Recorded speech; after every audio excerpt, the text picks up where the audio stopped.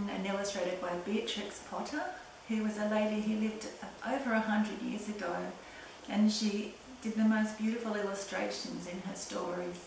So today's story is called The Tale of Squirrel Nutkin, and it was written in 1903.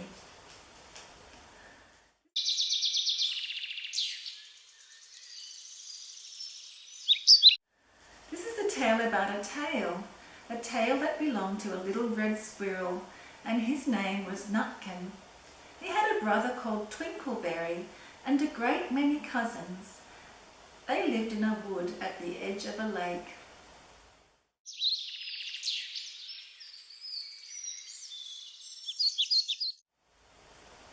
In the middle of the lake there is an island covered with trees and nut bushes, and amongst those trees stands a hollow oak tree, which is the house of an owl who is called Old Brown.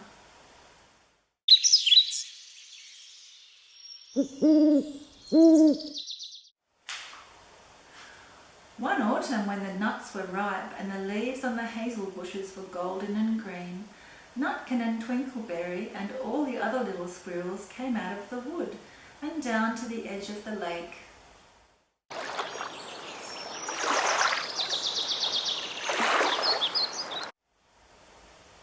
They made little rafts out of twigs, and they paddled away over the water to Owl Island to gather nuts. Each squirrel had a little sack and a large oar, and spread out his tail for a sail.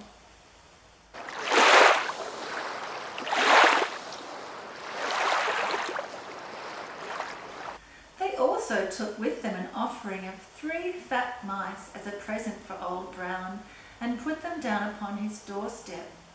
Then Twinkleberry and the other little squirrels each made a low bow and said politely, "Old Mr. Brown, will you favour us with permission to gather nuts upon your island?"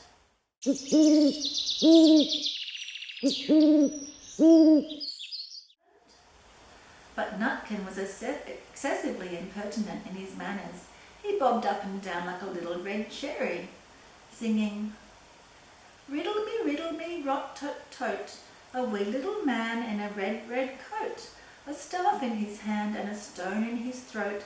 If you'll tell me this riddle, I'll give you a groat." Now this riddle is as old as the hills. Mr. Brown paid no attention whatever to Nutkin. He shut his eyes obstinately and went to sleep.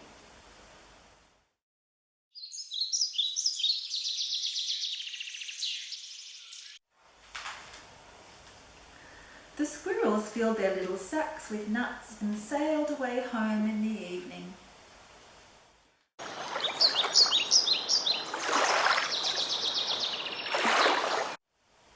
But next morning they all came back again to Owl Island, and Twinkleberry and the others brought a fine fat mole and laid it on the stone in front of Old Brown's doorway and said, "Mr. Brown, will you favour us with your gracious permission to gather some more nuts?"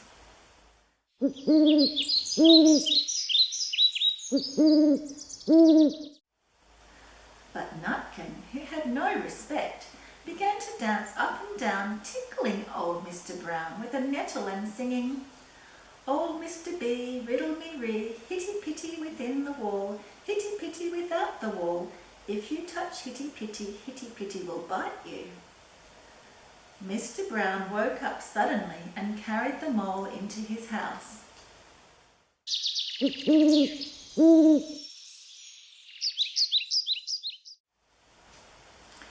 He shut the door in Nutkin's face.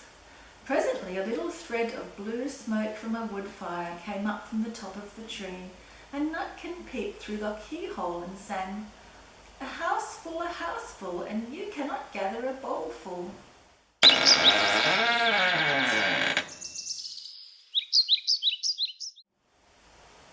The squirrels searched for nuts all over the island and filled their little sacks, but Nutkin gathered oak apples, yellow and scarlet, and sat upon the beech stump playing marbles and watching the door of old Mr. Brown.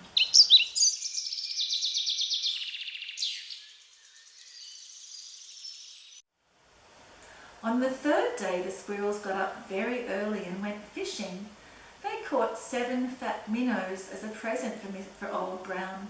They paddled over the lake and landed under a crooked chestnut tree on our island.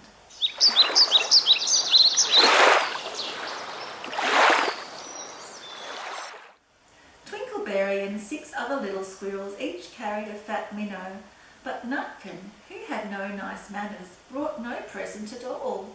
He ran in front singing, "The man in the wilderness said to me, 'How many strawberries grow in the sea?' I answered him as I thought good, 'As many red herrings as grow in the wood.'" But old Mr. Brown took no interest in riddles, not even when the answer was provided for him.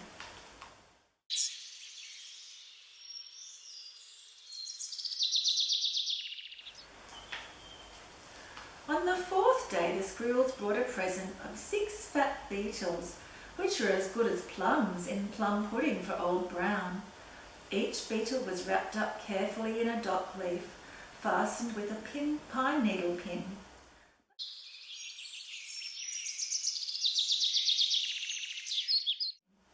But Nutkin sang as rudely as ever. "Old Mr. B, riddle me ree, flower of England, fruit of Spain, met together in a shower of rain, put in a bag tied round with a string. If you'll tell me this riddle, I'll give you a ring." Which was ridiculous of Nutkin, because he had not got any ring to give old Mr. Brown. The other squirrels hunted up and down the nut bushes, but Nutkin gathered robin's pin cushions off a briar bush and stuck them full of pine needle pins.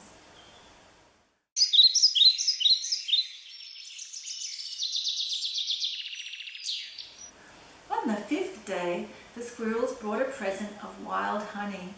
It was so sweet and sticky that they licked their fingers as they put it down upon the stone. They had stolen it out of a bumblebee's nest on the tippity top of the hill.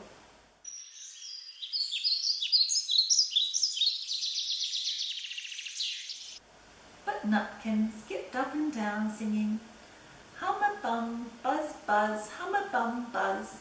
As I went over Tipple-Tine, I met a flock of bonny swine. Some yellow-nacked, some yellow-backed. They were the very bonniest swine that e'er went over the Tipple-Tine." Old Mr. Brown turned up his eyes in disgust at the impertinence of Nutkin, but he ate up the honey.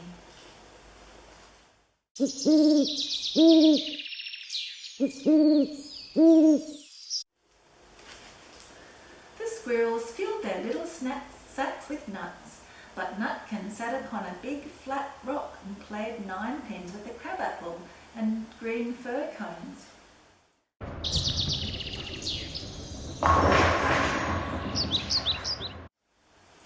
On the 6th day, which was Saturday, the squirrels came again for the last time.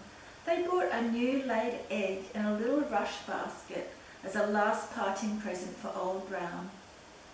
But Nutkin ran in front laughing and shouting, "Humpty Dumpty lies in the beck with a white counterpane round his neck. 40 doctors and 40 wrights cannot put Humpty Dumpty to rights."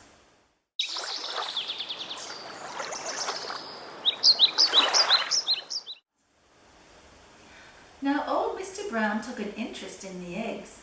He opened one eye and shut it again, but still he did not speak.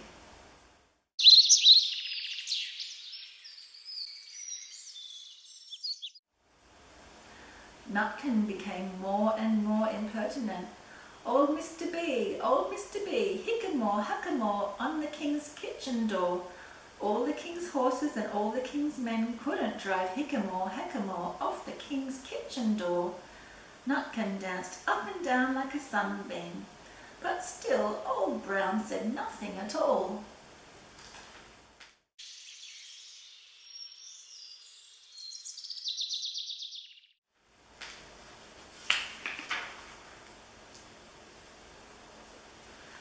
Nutkin began again. "Arthur O'Bower has broken his band. He comes roaring up the land. The King of Scots with all his power cannot turn Arthur of the Bower." Nutkin made a whirring noise to sound like the wind, and he took a running jump right onto the head of Old Brown.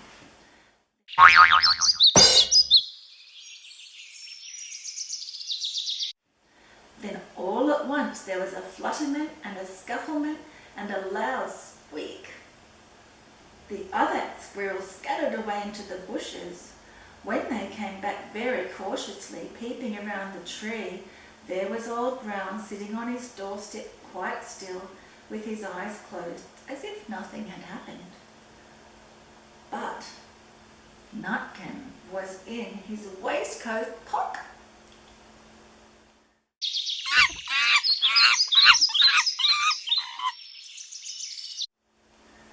This looks like the end of the story, but it isn't.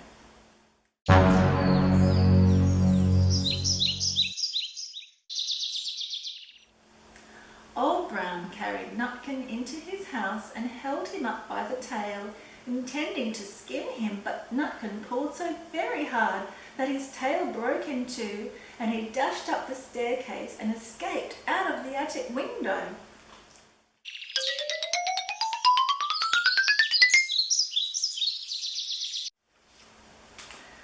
And to this day, if you meet Nutkin up a tree and ask him a riddle, he will throw sticks at you and stamp his feet and scold and shout,